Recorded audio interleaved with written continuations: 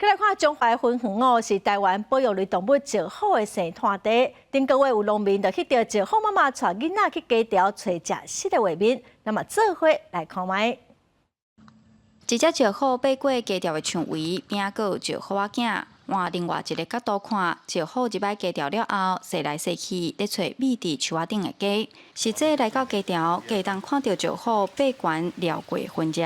网仔的所在哪有咧？乌网的所在哪有咧？叮当，就去鸡仔藏伫内底，走落去要去摸呐，发觉哇，一只石虎都跳出来，我去惊到，伊嘛甲我惊到安尼吼。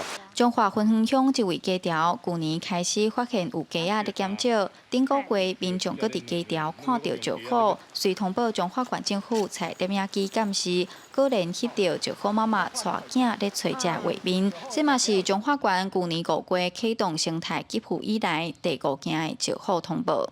这个妈妈吼，伊教迄个细仔石虎吼，安怎去爬迄个围网啊，找攀来问入去，影像是非常的特别，甲迄个珍贵啊，嘛是因为有翕到，所以讲证实讲确实有石虎咧去大哥的家钓内底来偷食鸡啊。如果那个家禽户他有发现自己的家禽遭受攻击，就可以通报给县委这边。目前家禽户通报有5件。